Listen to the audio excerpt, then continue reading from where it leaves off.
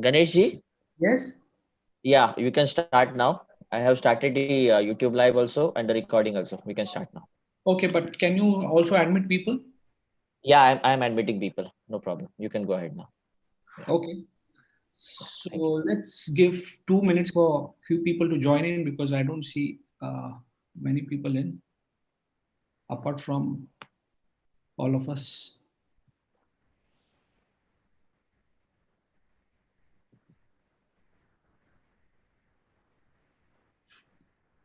Hello. Hi Geeta. Hi Lucy.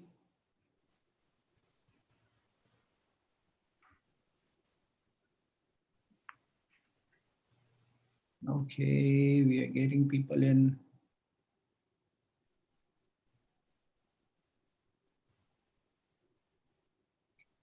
Okay, so let's begin. I think people have started logging in.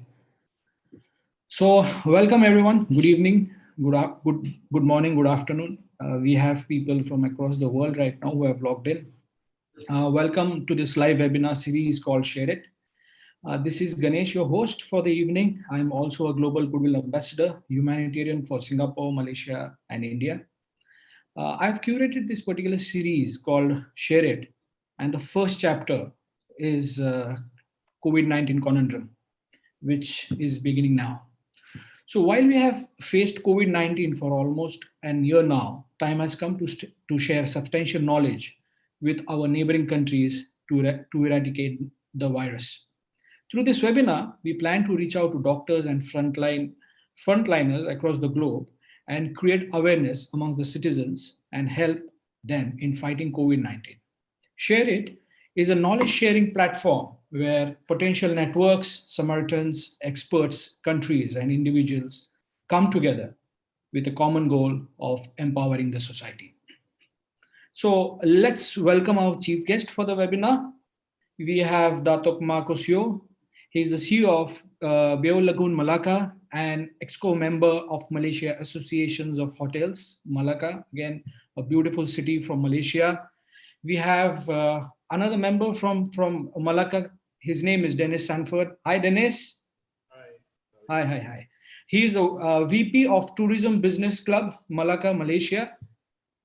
We also have esteemed panelists from India, Dr. Ajay Sankhe. Hi, doctor. Hello. Yeah. He's the MBBS, MD, PEDS, Director, Bhaktivedanta Hospital. We have Dr. Shailendra Bajpai from Singapore. Hi, hi, doctor. Hello, everyone. Yeah. So he's MBBS, MD Medicine, and he's working for one of the pharma conglomerates called Sanofi. And he's the head of disease management for diabetes and cardiovascular. Then we have Dr. Krishna Prasad. Hi, doctor. Good morning. Hello, everybody. Yeah. He's from London. He's FRCP from London and Edinburgh. And he's also a consultant in acute medicine and intensive care physician, University Hospital, AYR, Scotland. And we have two observers. One is from Singapore. He's Santosh Kumar. He's a mentor and a journalist as well. Hi, Santosh. Hi. Hi. And we have Murli Raja, advisor for Malacca Consumer and Environment Association, Malaysia. Hi, Murli. Mostly not to be seen. Murli is, I think that there's a network problem, but we shall continue and he will be joining us soon. I'm thankful to the panelists who have come together for this webinar, and I'm sure it's going to be intriguing. And kindly note, viewers who have logged in, let me see how many of them are there.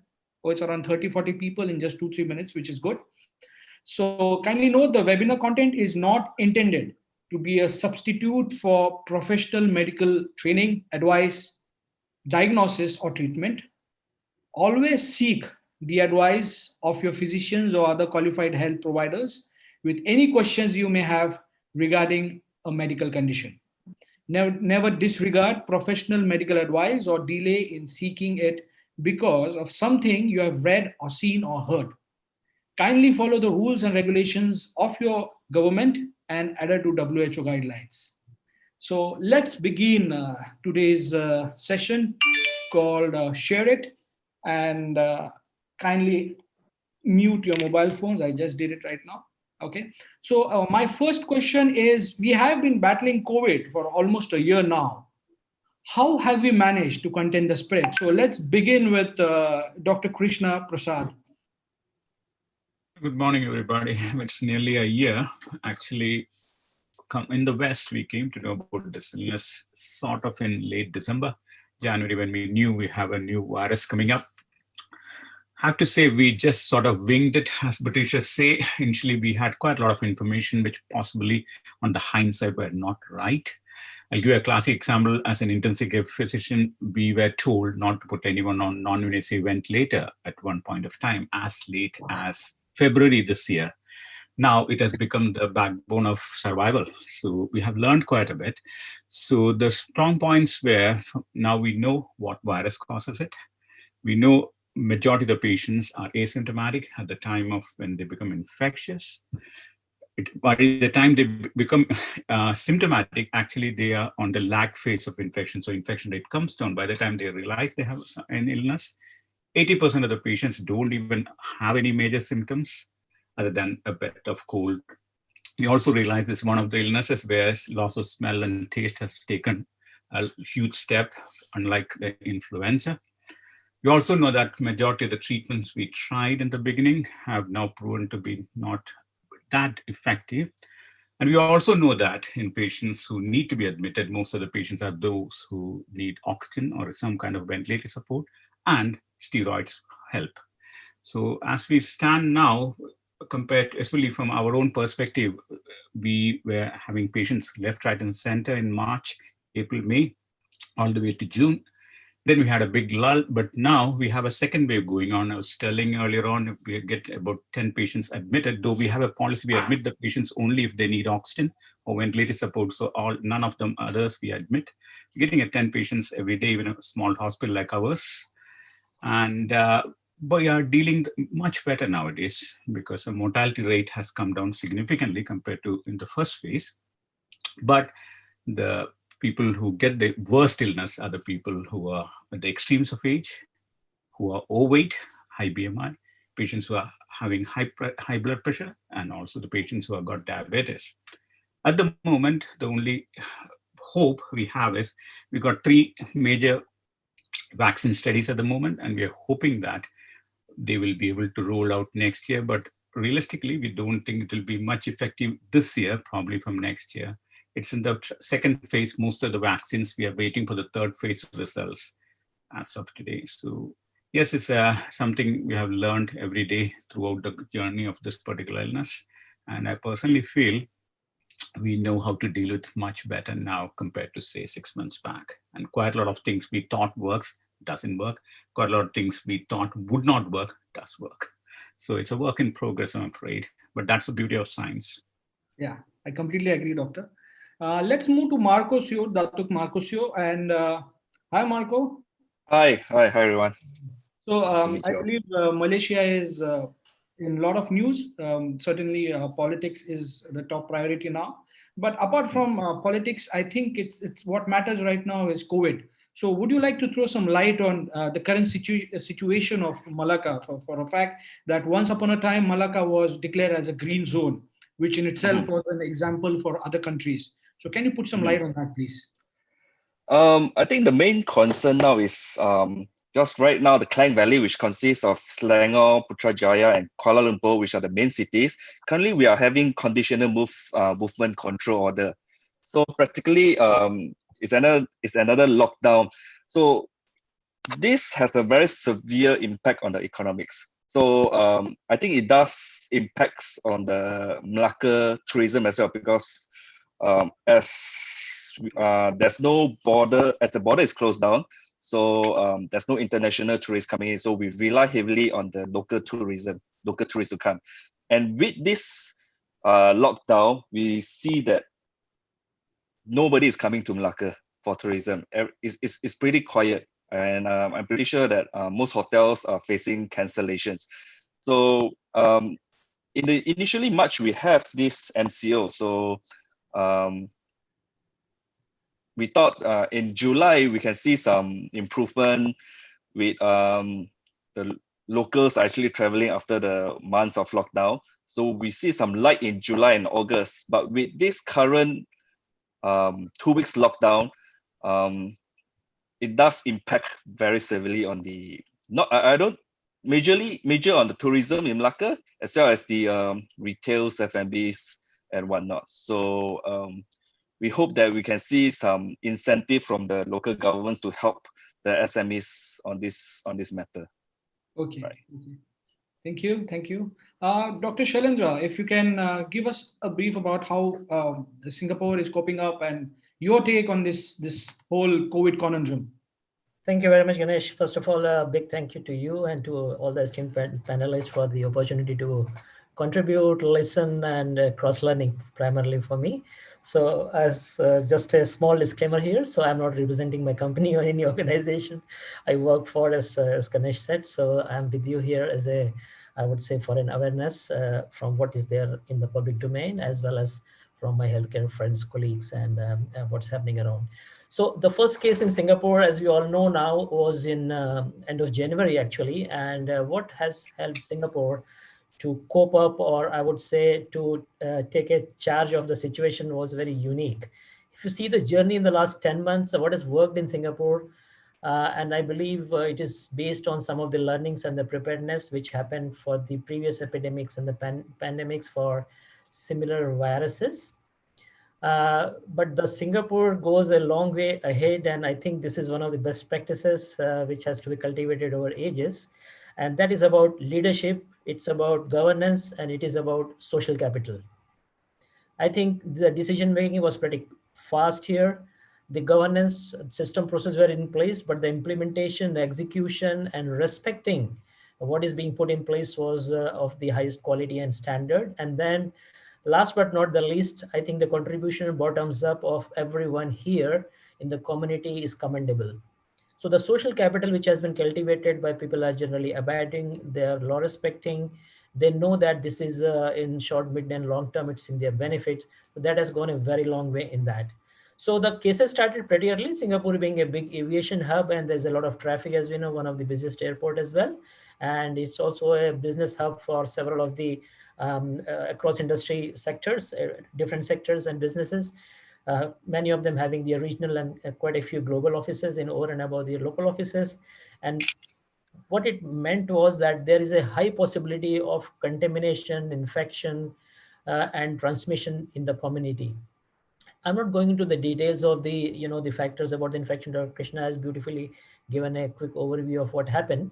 But the implementation of these processes by awareness and putting measures in place regarding an early, what other countries are calling lockdown, there was a graded measured response, what is known here as DORSCON.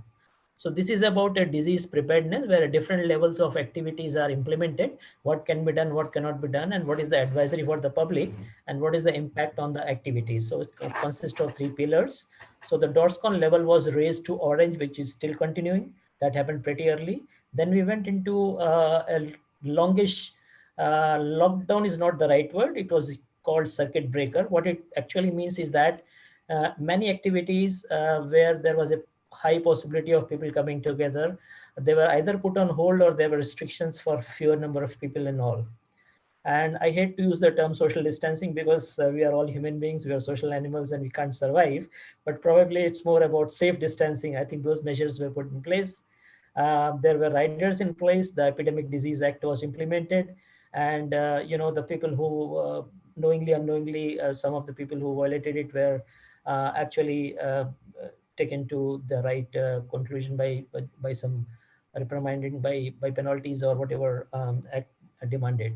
So stay home notices, a guarded approach about closing down schools, opening schools when the circuit breaker finally ended in June. Schools resumed with safe distancing measures. Kids were trained to take temperatures. There were markers in the places, public places. And nowadays, what you see here is that in the last week, 10 days, we have hardly a case in the community, like 1 or 2 cases. So in spite of having a total number of just under 58,000 cases, with due regards to due respect to whom we lost, we only had 28 casualties here. The healthcare infrastructure and the triage about management was also cultivated in a very nice fashion of in a pyramid principle.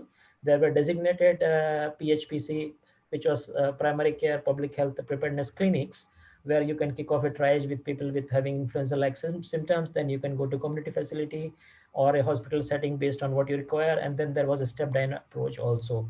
I think a sum total of this has helped Singapore to contain the cases a big way. I'm not going into the details of the economic stimulus and a lot of good work the government here has given for small businesses, for employers, employees, SMEs, entrepreneurs, and all. They have all been supported in these tough times by the leadership and the ministry, big time. So we'll continue our discussion, but this is my initial top line take on what has helped Singapore to contain it. Okay. Thank you, Doctor. Now we have Dr. Ajay Sanke, who's from India, and he's director of Bhaktivedanta Hospital. Doctor, if you look at it, Singapore just has two cases. So we received a message sometime back saying we have just two cases, and exactly opposite is India, where it's a fight between India and US to be on the top. But just 2 days back, we heard that the cases have gone down as far as India is concerned. So can you put some light on what are the dynamics which needs to be adopted from other countries which would be beneficial for the citizens of India? Doctor? Yeah, thank you, Ganesh. In India, we have, because of the huge population and the thickness of population at various places, like places like Mumbai, which was like an epicenter, a huge number of cases in the Mumbai region. And that contributed practically for the most of the cases in India to begin with. And now all the major metropolis, they have gone in that acute phase. And overall in India, after the 20th of September, say last week of September, we are now seeing a decline in the number of cases. More cases are now recovering than the active cases. This is the scenario in India, and it is constantly going down as an overall impact in India. Now the second challenge which is going to come is that so far Corona was restricted to urban population, and now it has moved to the rural population. And in rural India, the healthcare infrastructure is not so well organized. And therefore, there is going to be a challenge how to deal with these things. There is definitely advantage though that the rural population is scattered. It is not as thickly populated as in cities, and therefore this spread is likely to be slow. But whatever the spread is, the education level, the preparedness level for the healthcare infrastructure, all this is very, you can say, at a basic minimum level or primary level of healthcare. So that is going to be a challenge. And if the urban population and the rural population, they are connected very well through the systems like EMS and also the online training for the grassroots level workers at the village level, I think that will be the main headway for India's preparedness for COVID in the current scenario. But as overall, we are coming down. We are doing well right now, except that one of our states, the southernmost state, Kerala, which had seen a good decline, has started picking up again. So sort of a second wave is coming in Kerala. But overall in India, the peak is going down. We are flattening the curve and we are going down now. That's the state of affairs in India right now. Okay. So I think we have a long way to go and there are a lot of challenges. Let's move to a discussion where we are talking about infrastructure and tourism. And certainly vaccination also plays an important role in this whole gamut of activities. Dennis, what's your thought on this particular aspect where you want tourism to flourish, but there are many challenges. So what's your take on it, Dennis? I believe basically from Malaysia, can you guys hear me? No, I can't. You need, yeah. Could you now? Yeah, now it's better. Okay, cool. Malaysia basically is domestic market at the moment, like what Dr. Marco says. But we have to discipline ourselves in wearing face masks, social distancing, and all. But now the numbers is getting high. Today I have a report of 871 cases. So it's getting higher, higher and higher each day. So it's basically self-discipline to our fellow members of Malaysians. Yeah, putting a mask on and social distancing and all. Tourism wise, it's getting very bad basically in Malacca. Um, Last couple of weeks, it's chock a block down the road. Hotels are getting 100% occupancy, but today I get the reports like 10 to 15% or probably 20%. I think Dr. Marco will agree with me also. So it's really bad in tourism wise in Malacca State as for now. So we have to move on. We have to move on. Medical tourism was the uh, place for Malacca, for Indonesia to Malacca. Even that also has been locked down. Oh, So I rest my case there. yeah. So, Datuk Marco, would you like to add to what Dennis is saying? Because certainly healthcare tourism has been spoken about for over a period of time, and there are many countries who are looking at Malaysia, Malacca to partner with. So, what's your take on it, Marco? Because like I mentioned, the international border has closed. So many of the those that want to come in from like Indonesia or whatnot from a neighboring country to seek for our medical infrastructure service, that's definitely not as good as last time because the borders are closed. So we definitely lose a very big segment from the international side. So what we can do now is we were hoping to rely on the locals, but with the current CMCO, the conditional moving the conditional MCO now that is implemented in the major city, the Klang Valley, that impacts severely on the Malacca market. As Dennis said, cancellations everywhere for the hotels. The roads are quiet. So I think what we need now is probably some incentive or help from the governments to because there's nothing much we can do.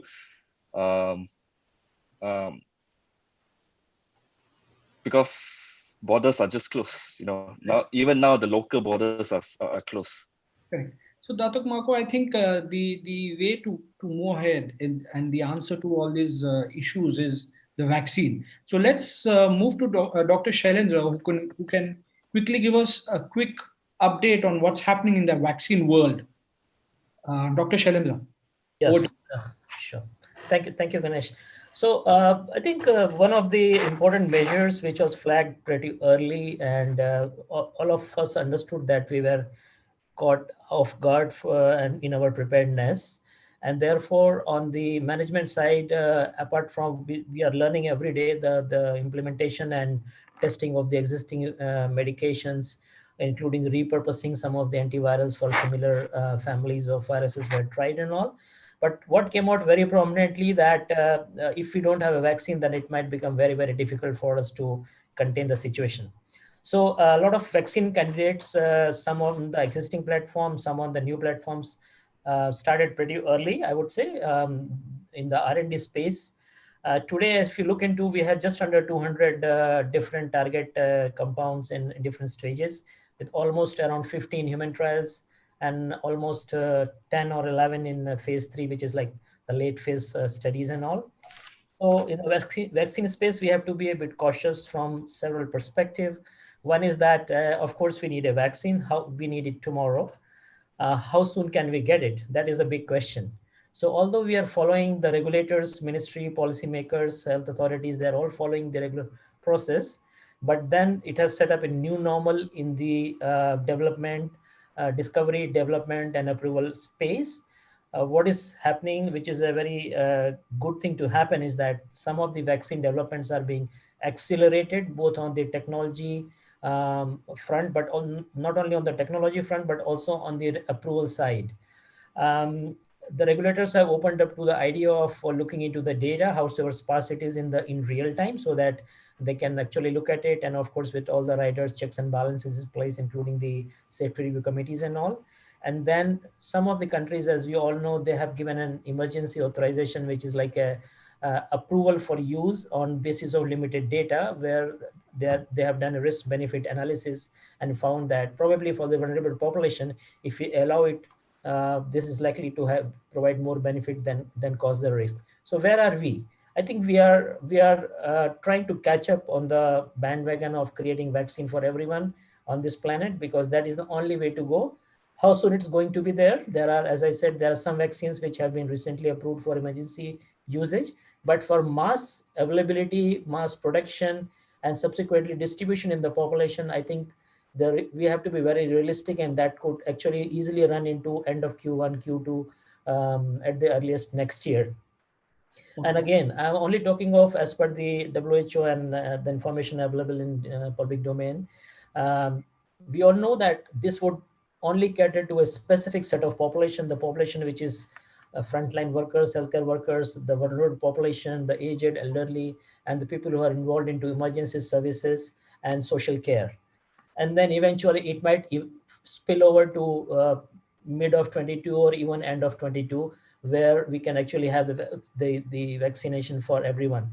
What is also happening is that this has given us an opportunity for different public health players to come together, set up public-private partnerships. The funding has come from different ministries, but also alliances like Gavi Alliance has come.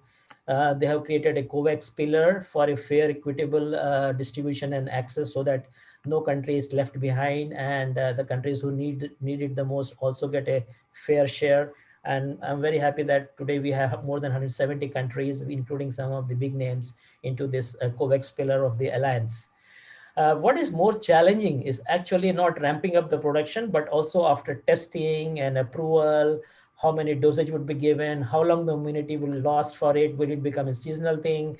We will have to do it like influenza vaccine every 1 year, 2 year, or if there are going to be mutations, but then scaling it up, logistics management, inventory management, supply chain, distribution, storage, and then making it available, making it administrable at the point of care to patients is another, pardon my using the word, it's a nightmarish for the policymakers, because some countries, and I'm very happy that in India, there is already a very nice existing backbone of universal immunization program, with even the cold bags at the last mile in the villages and all. So some countries have limited infrastructure. Some countries are ramping up. There are situations like logistics, inventory management. So the governments and other industry people are partnering. Big pharma has come together. A classical example of two big pharma like Sanofi and GSK coming together, joining hands, bringing capabilities and capacities together with different compounds. So there is a lot happening in this space.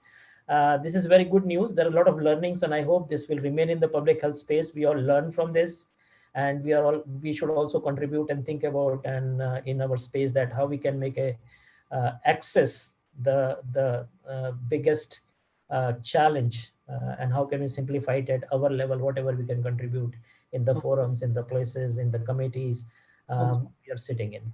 So Dr. Krishna, can you like to add to the information that Dr. Shailendra shared with us? Because I believe you have a huge number of patients, and there might be a success story coming from your country. And fully with regards to prevention, this success story is team which we picked up from Asia, which is using the mask. Because especially in West, there was quite a lot of diffidence about using a mask. Everyone was saying, no, I'm not going to wear a mask. You won't believe it took up to May, June this year when people started accepting a mask. So the most effective at the moment remains the mask, sanitizers, and keeping social distance. But problem is, as quite a lot of people will say, the economy has to open up, the education system has to open up. You can't lock yourself a country. So ultimately, it's a combination of getting the right things, which is the vaccine at some point, which is not going to happen for next year or so, as rightly mentioned, because before a vaccine is deemed as safe, it has to go through various phases. We are taking some bit of risk trying to get it out as early as possible, but it won't be a risk-free. Second thing, as again Dr. Bajpai said, we don't know how long it's going to last, because the one Chinese one, which has just been released, which is called BB1-CoV, they have said that unless you get 2 vaccines, and one on day 1 and one on day 28, it doesn't have a booster effect. So technically, we are going to look at vaccines which might need a booster vaccines. We don't know how long it will last. Influenza, we know, lasts for a year only. So every year we take influenza vaccines. So at this point of time, it's actually the most important thing is we might have to reopen the economy. It's the hard reality of life. We have to reopen. Now, we were in complete lockdown. Now, bar the cinemas, all the places are open in Britain. Everyone is complying with masks. But the moment you get into a train, it's a total different story altogether. And naturally, when the universities opened up, just in end of September, we had the second wave in Britain. So it is very difficult. We are all, at the end of the day, social animals, and it's very difficult to actually contain. But mantra is same. You have to wear masks, keep safe distances, and very, very, very importantly, we have to report, because Dr. Sankhe was saying about Kerala. It's a very interesting study, because for the first 2-3 months, we were thinking they were doing brilliantly, but we knew at some point their test rates are very low. And once the recent festival of Onam and everything came, when they ramped up the tests, it has gone into a massive upscale, which was not. So again, it shows the social distancing is an important concept, wearing the mask all the time and telling the people you can speak through a mask, because I see most of the time people wearing a mask, and the moment they have to speak, pull it down. It defeats the whole purpose. So there is quite a lot of learning, including us doctors. We learn, our health professionals learn, every professional learn.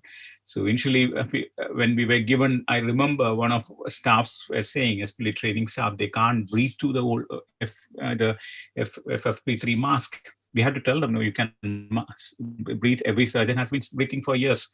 So we are all learning through it. But at the moment, we need to open up. Yes, there'll be like a couple of things. Like, I come from a small country like Scotland. Scotland, what we did was, our economy was ravaged because it's totally dependent on 2 things. One is export, which is essentially our brilliant water whiskey. And the second one is tourism. And there was no tourists coming. But what they started doing is they started promoting local tourism. So the ads are going out in England, Wales, and Scotland, drive. So even we started going around for holidays on the weekends in Scotland rather than flying out to Europe. And I think that is where we have to think about a bit. Local tourism has to be promoted. We have to support the local businesses. And very, very importantly, we have to go to education. Now, as you all know, if someone had said Zoom will be a model of teaching of Microsoft Teams last year, you'd have laughed your guts off. Now we all know all the universities are open because of IT. And that is a fantastic thing. And my own daughter is in university, and I have asked her, and she's absolutely happy with that, the amount of teaching she gets to her. So we have to the new normal, which is IT dependent, social distancing, using the mask, and hoping getting the vaccine soon. But no shortcuts or miracles at the moment, I'm afraid. Okay. That's really sad, and I hope that soon a miracle happens. Let's move to Dr. Sankhe, who sits in a hospital, and apparently a few months back, Dr. Sankhe along with his team also installed full-fledged ICU unit, record-breaking time. So, Dr. Ajay Sankhe, what do you have to say about vaccination and people not taking masks very seriously?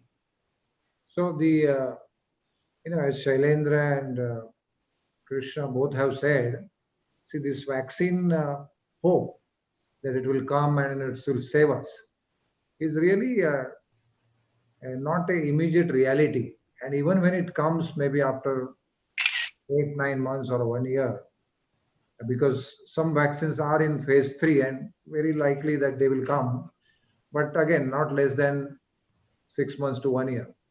So even if they come, no one has even thought of its effectivity, because there are several vaccines like the flu vaccine and all. We have seen their efficacies, and there are varying efficacies because the viruses mutate and so many other factors are there. So I would say the mantra for all of us, for all time, in the future also, is these three things: a good mask, hand wash, repeated hand wash, and distancing. I think that is the, and with that, the fear of corona has to go by a good knowledge and good training and good attitudes, because you can't just remain locked. How long the whole world will remain locked? It is impossible. So therefore, I would say that let us not wait for some chamatkar or some kind of miracle that the vaccine will come and cure everything and we'll have no more fear of corona. This scenario is very unlikely even in the future. So therefore, better that we equip ourselves with good attitudes, and the population worldwide should be taught through various social media and various mediums to change their attitude of being sort of careless towards their own health and others' health. Because somebody who's not wearing a mask, it is not that he is risking himself, he is risking others also. So therefore, those three things, I think that's a universal teaching right from beginning of corona epidemic, and it will go on for the next 1 year, 2 year, whatever. And now the further locking down of any country or any region doesn't seem to be practical, because people need to live, people need to earn. So therefore, we need to learn to live in the current scenario of COVID being around us.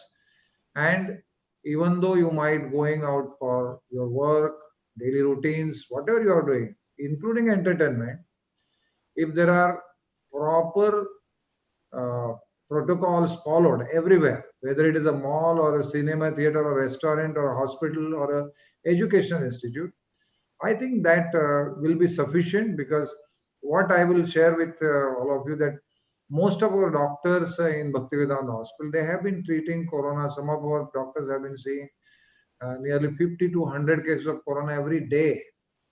And just these three things they have followed, and even till today, 95% of our people are still negative for corona. So that's a proof that it works. So what better vaccine than that?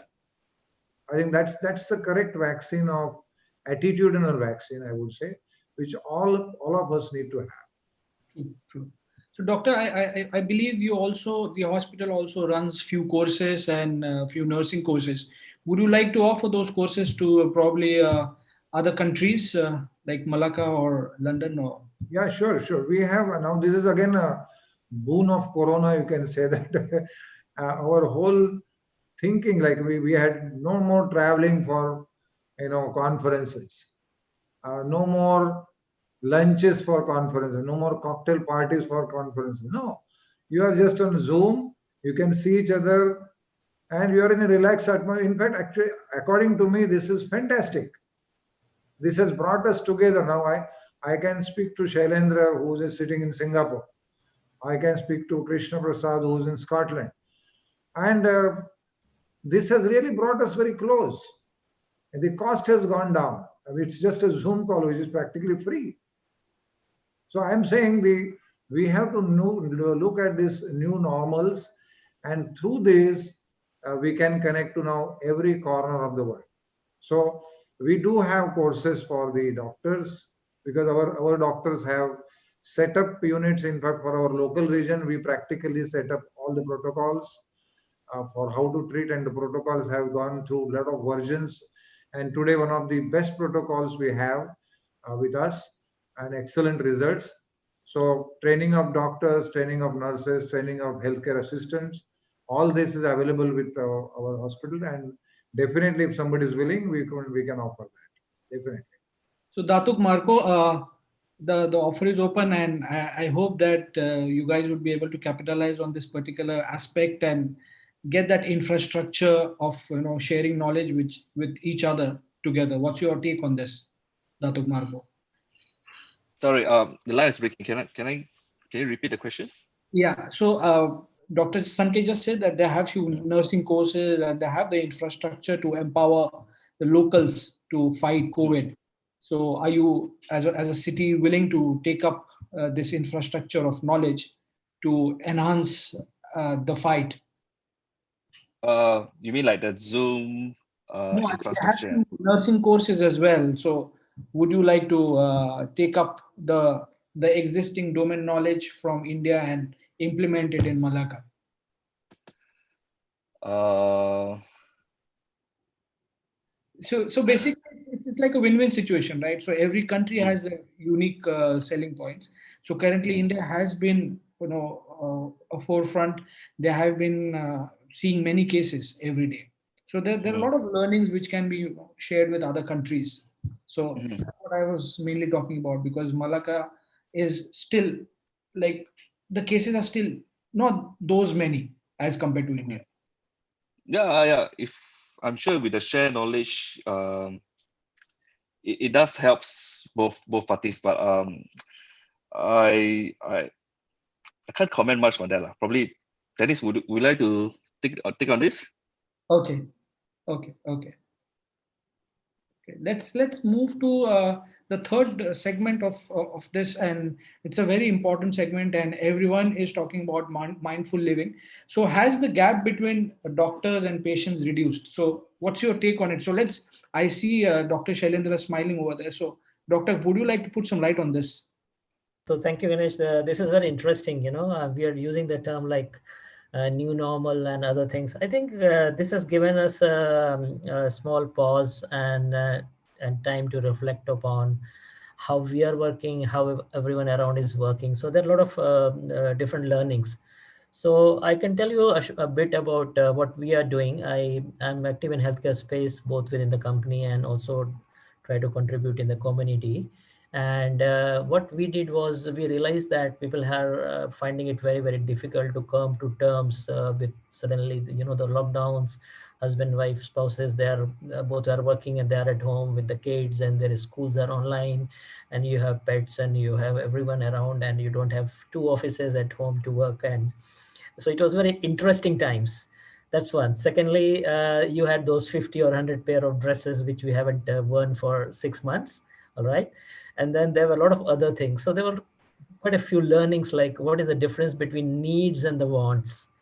And then we were using only a few things for a few time, but we really wanted to have very heuristic or nimble ways of daily living, including our food habits, including cooking at home, including what we wear, how we dress, how we interact with people in the office, work, and our family and friends distant. So it gave us some time to reflect upon. And personally, what we did was I personally created a mindfulness community, and we were actually doing some kind of workshops and seminars for people to come together couple of times every week, short sessions. I started with some workshops on nurturing resilience, managing uncertainty. Not rocket science, not very heavy spiritual, religious, or intellectual kind of stuff. No, what is happening around in their daily lives? How do you feel now, and how you should feel now? Because you should come to terms with what is happening, because change is the constant, and this is an opportunity for us to learn and grow. On the far side, what has happened is that being mindful, it has given us opportunity to look into different business models. I already gave an example, like big companies, even Sanofi came out, we came out with a startup company to devise a small test through a mobile phone. So capacities, capabilities coming together, people realize the value of collaboration versus competition. And just now we were talking about Dr. Sankhe being in a position to offer this knowledge and skill workshops for people across, like in Malaysia to start with. So this is the time of collaboration versus competition.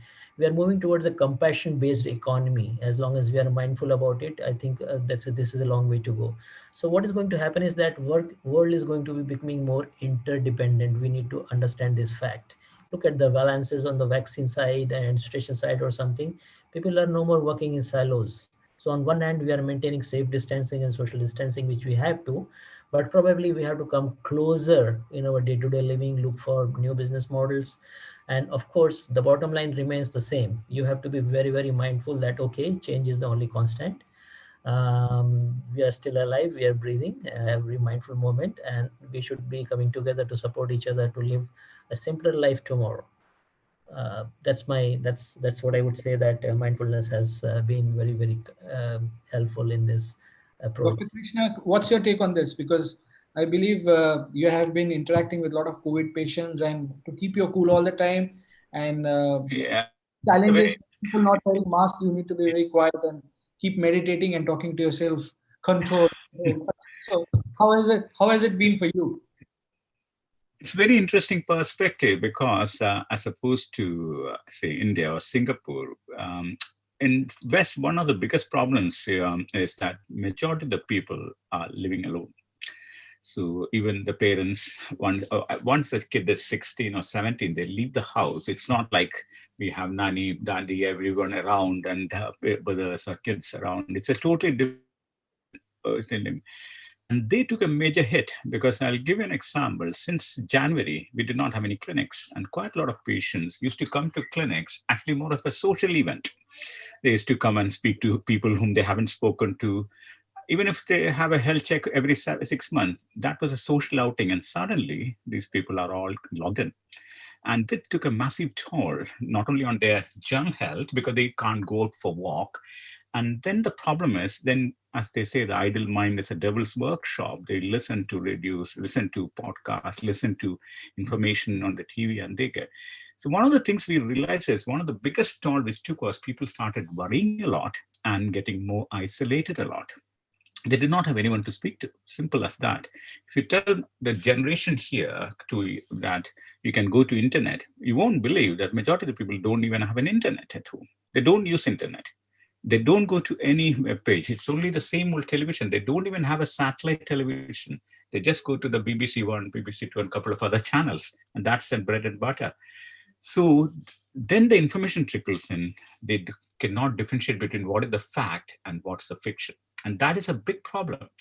Now, as we commonly say, WhatsApp University has made it much worse. One day someone will say, pouring some glucose liquid to your nose will cure it. And next day someone says, putting turmeric will cure it. Third person says, well, have the... And that has been one of the biggest tragedies. Social isolation and unfortunately quite a lot of misinformation, to the extent that even if the right information comes, you don't know which is right. So very interestingly, Royal College of Psychiatrists actually came up with few plans. It's there on the public domain. It's very interesting. They said one of the first thing they said was people should start connecting. Basically, not connecting with doctors. Pick up the phone. Now that we have WhatsApp, you can even have a video call. It's free of cost, and other things like Boteam and all that. So they said that go and connect with your family, connect with the friends. Then they say that be active. But basically, it doesn't mean, okay, you get back to your normal job. Distract you, read a newspaper, walk out, get out of the house. Don't stay in the house. Or even if you want, walk around, have a new plan. And then the thing is, take notice of what others are doing. Sometimes it helps. Like you go to the shop and suddenly you said, oh, others are wearing a mask. It gets into you. I will also wear a mask. Suddenly they say, oh, again, everyone is smiling. Okay, fine, I can smile too. So that has to come. Keep learning. It's a very important thing. We have to learn for something else. I mean, it could be something, let me go and Google it and find it. What's the reality of it? Of course, it gives quite a lot of bad information, but and very importantly, my personal feeling is there has been a significant improvement in humanity after this particular tragedy. People have become a bit more humane. People have become, we have thought of starting to give, because most of the charities have really taken a hit because there are no donors at the moment. Quite a lot of hospices in West are closing because there are no, but suddenly they started putting that on the public domain and social, this thing networks. Our hospice is closing. We need money. And people started giving money. People who don't even know. You have had hundreds of stories, people who can't do. And so I think one of the positives which has come is, as Dr. Sankhe was saying, the world has become closer. We can get, and humanity has become better, and we have to start giving.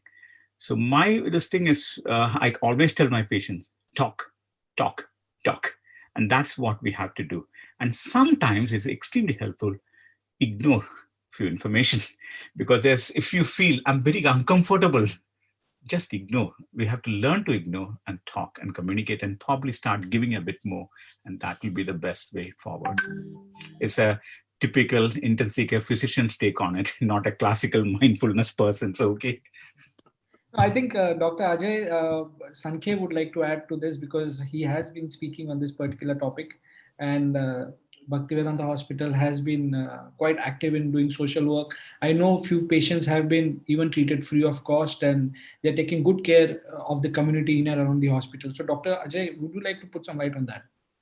Yeah, I'll just, I fully agree with whatever both of them have said.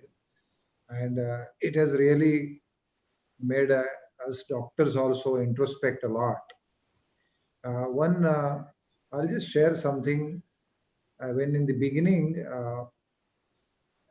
the data started coming in India, the healthcare, particularly the doctors, when we saw that 1/3 of mortality was of the healthcare workers, whatever the mortality was available. So it's so huge. So naturally, there was a lot of scare amongst the doctors. And I remember we took up a stand because our hospital, Bhaktivedanta Hospital, runs on the principles of Gita. Karmanyavadhikaraste ma phaleshu kadacha. That means do not worry about the results, do your duty properly. So we are geared up like that. And so our hospital was continuously open. We never closed down, nothing happened. And one of the doctors, naturally, many of the doctors who were sort of having very old parents living with them. They considered that if they get COVID, then they were not so much worried about themselves. It was more worry about their family members, that in case something happens to them and they connect to their old parents or young children, that will be disastrous. So one young doctor just recently, so she has joined maybe 1 or 2 years back, and she decided to go back to her village. She's from a little distance, far off distance. And she phoned up the parents. And she said, I'm in a dilemma that, I'm supposed to work here and I would like to work, but at the same time, this risk is there. So the father told her, see, I have made you doctor for such kind of situations. You are a doctor. So if you don't deal with this situation now, when will you show that you are a doctor? You are a doctor for only good times. And then the next day she was there and she told us, I'm not going. So what happened? So this is what my father said. So this is the samskara. This is the teaching. And these kind of things. Another thing which practical experience we had is that some of our doctors, they were helping in the setting up of the government hospital, which was lying sort of unutilized. So we were setting it up. But nonetheless, some patients there were no ICUs and all, no high care, but basic care was there, and some patients were admitted. About 17 patients were admitted. And there was a lot of fear, even though some of them were asymptomatic. At that time, anyone who had a positive report, he was admitted for isolation. So much fear. And no one was talking. The nurses would come with all that PPE. You can't see their eyes. Nothing is seen. Just tablets are dropped there, and you are supposed to take it. And then one of our doctors went in. We are very grateful to him because he actually started that whole thing. And he spent 3 hours just talking to them, first day. And then the nurses and the other healthcare assistants, all of them, they saw that it is possible to talk to them. It is possible to communicate. And they saw on the faces of the patients that they had this new hope because of this doctor. And then he sort of became the lead person for the whole change of attitude in the whole healthcare sector in that hospital. And all the people, whether they were nurses or any other doctors, they were following his example. So I would say these are the things which are, at such times, these attributes of leading by example, leading by the humane ways, they are more important. There is so much fear factor. And one of the things is also notable, that the mortality uh, comes down if the fear factor and communication is handled well. This is what we have seen in our own hospital, that we appointed one special doctor just to communicate throughout the day and night. He's just communicating with the patients and their relatives, what's happening, and all queries, whatever fear factors, address them and spend time with them. So this is what one of the things which we did, and that has definitely shown a lot of good results. One more thing which we did is we did not overlook the ability of other pathies to help our patients. So, for example, we took help of Ayurveda, shown good, very good. We are coming out with some research. Already papers are being submitted right now in good journals. Then we took help of homeopathy. We took help of spiritual care. All these things are sort of adjuvants to the main therapy, which was according to the national protocols. And these things have definitely helped us. So this is how I would say, in the current scenario, a new kind of thought process has come in. The doctors also have, as Dr. Krishna Prasad very well said, that doctors have also gone deeper within themselves, and they have understood that they are not gods. They are and they are simply instruments of God. Because in good times you're like you are a big boss, and you have so much authority on the patient. But here we were helpless. We were learning. We are still learning, and we are going through that learning curve. And more or less after all these 8-9 months of Corona, now we know what works, what doesn't work, what something may not work in US. It is working. Like for example, we are still using hydroxychloroquine. And many people say don't use hydro, but we are seeing it is giving results. We are got good results with remdesivir. One good thing is now, last almost a month, we have not used hardly any tocilizumab, because we have not allowed our patients to become critical. So early detection. So all these things are very much, a lot of learnings are happening, and definitely that human race has that resilience of dealing with any kind of uh, crises which come in their life. So this is one of the crises, which is global crisis.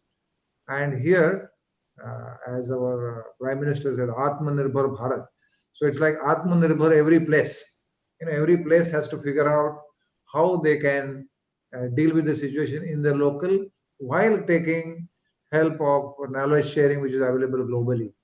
So this is how I would look at the mindfulness at this particular time in our context. Thank you, Dr. Sanke. Now we have Santosh, who's listening to the whole conversation. Your notes on learnings from this webinar, Santosh. I've been having some internet connection problems. Hopefully, you can hear me, I suppose. Yes, we can. Yeah. I mean, from what I've seen is that discipline is very key to fight this disease. And that is, I was talking to the Karnataka Health Minister about 2 weeks ago, and he was telling me that nobody in Bangalore and in Karnataka just listen. People are walking around without masks and just going out everywhere, attending events and parties. And he said, this is not the way to control the spread of COVID. So I think that's the main problem with India, I think. Though the numbers are coming down, there are certain states like Kerala, for example. In the initial stages, I did a story on the health minister there and how they were fighting the COVID and doing a good job. And just last week, I had to do another story saying everything is just going downhill. And the thing is, they're not being able to control, and the people are not disciplined.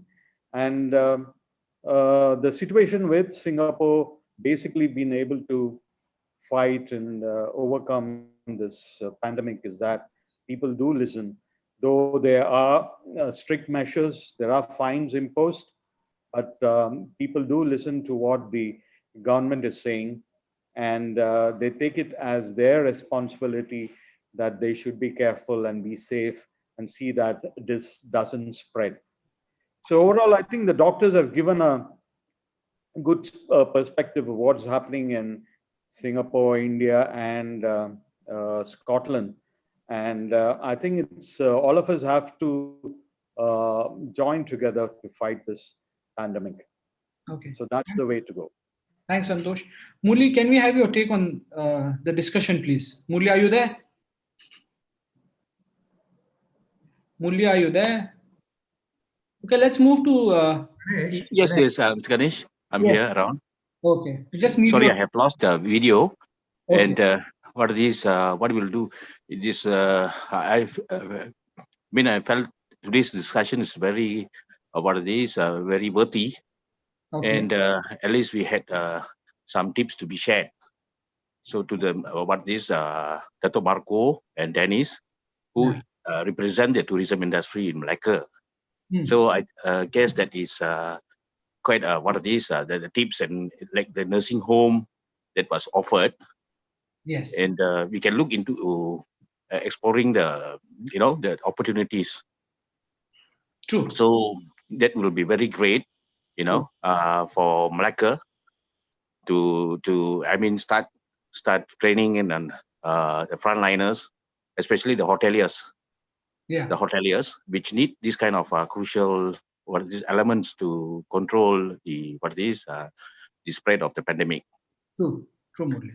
So thanks for having this, and on behalf of Malacca, especially Dr. Marco and Dennis, thank very much. Thank you guys for having this kind of forum, which is has really helped in the sense of spreading the tips and all. Okay. Thank you very much. Thank you, Murli. So I think you are done for this time, and hopefully we meet again. Probably, Marco, Datuk Marco, would you like to share something for your citizens to listen to listen to some of the doctors who are here? I think your citizens. Okay. Yeah. So this pandemic is here, and what we can do is we have to stand united together. Practice the SOP, wear mask, sanitize your hand, keep washing your hand. Hygiene is important, and the physical distancing. I believe with that, with the determination, I believe we can fight this together and move forward. Let's just keep a positivity mind. I think it's important for us to keep positive mind and move forward. True. Thank you. Thank you. Dennis, your closing notes, please. I suggest the same thing as Dr. Marco. We want to stay safe. Just stay safe. Okay. And what Murli said earlier, we have to work together. I think medical tourism will be a very good boost. And after the COVID dissolve, Malacca, especially Malacca itself, we have a lot of medical tourism coming in town from Indonesia, from Singapore, and also. So we need you guys to help us. Okay. Thank you, Dennis. We have a few questions, but I'll just take one because I think we have exceeded our time. The question is from Dr. Kailash Methe, and he says the indirect impact of lockdown and on environment was positive. What is the take from the forum? So probably we'll have quick wins from Dr. Krishna, Dr. Sankhe, and Dr. Sharendra. So begin with Dr. Krishna on this particular one, if you can. Yeah, the environmental pollution went down, it's true, but that we have to accept that some amount of pollution is part and parcel of economy. So we can't close it down entirely. I'm not saying that I'm negating the environmental effect of pollution. I'm still believe in green, but I think it's possibly a negative gain of unfortunately a pretty negative illness. we have, I mean, I don't think we should be correlating environmental protection with the COVID. We should be looking at the technologies to reduce the pollution, even with the COVID on or COVID out.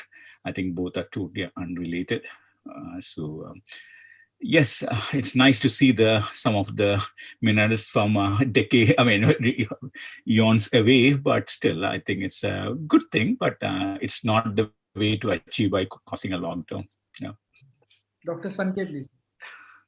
Yeah, one of my friends, he was 85 kilos and he suffered a stroke. And then he was a jolly person. So when he was recovering, by the time he recovered, he was 64. So he said, yeah, but I don't recommend this as a weight reduction program. So something similar. But nonetheless, the environment effect is tremendous. Definitely, one of our cities in India, Ghaziabad, one of the most polluted cities. There, within 3 months of lockdown, the Ankleshwar Environmental Studies University, they studied it. Within 3 months of lockdown, the pollution levels had come down by 85%. And not only that, all of us can perceive it, that when we see outside, the air quality is much better, the flora and fauna is much better. So overall, I would say the environment has definitely, the water in the rivers like Ganga, Yamuna, it's never been clean as like this. It is crystal clear water. So it's amazing and it's very heartening actually. In fact, if whatever it means to any one of you, I am saying actually that the overall internationally, globally, we should think that can we have a sort of a reset button every 2 years for 3 months we lock down. Just, without affecting the economy in a particular way. It's like we have a concept in India of Chaturmas, that, just don't travel, don't do anything, and just introspect, just spend time with your family, with yourself. I think that is internal environment as well as external environment will do much better. There will be a lot of environmental healing. So I would say that we should, wherever we have a circle of influence, we should talk about it that, every 2 years or just for 3 months, plan it in a way that, you just don't get into that routine business of just too much travel or too much doing this or that. Just calm down, be with yourself, be with your family, let the environment regenerate itself. I would say this is my take. I am very serious about it. Thank you. Shailendra, if you can add your inputs on this one. Just quick ones. I think Dr. Krishna has made a very good point, and Dr. Sanke has put it very nicely. I totally agree with that. I think it gave us some moments of reflection on, what can happen, what we were missing. So honestly, this is a good opportunity for reflecting upon that. What a change which we didn't want can make a big change in the overall planet, I would say. Let's understand that the planet doesn't need us. We need the planet for sure. The other way around. And there were all of those pictures and everything floating around, the wild animals coming to reclaim their territory in outside our flats, apartments and colonies. So that was very refreshing. I think this has given us some moments to think, not only think, but I think as Dr. Sanke underlined, and I like this very much, that we should use this opportunity and not waste it.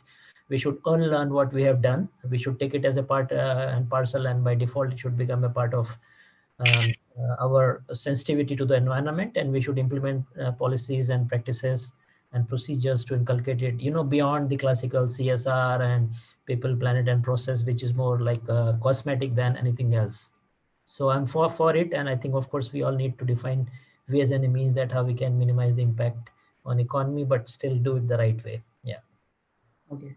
So I think that's all for now. We have actually exceeded the time limit. So I would like to thank all the panelists, Dr. Krishna, Ajay Sankheji, Shailendra from Singapore, Santosh Kumar, Murli, and two special guests, Datok Makosio and Dennis, who've joined us from Malacca. I'm extremely thankful to you for giving your time to the panel, and I hope that we have some great outputs in 2 months down the line, and hope we don't meet again and talk about COVID again ever in our life. So thank you all for your time. Thank you. Thank you. Bye. Bye. Thanks. Bye. Thanks. Bye. Bye. Thank you, guys. Thank you. Bye.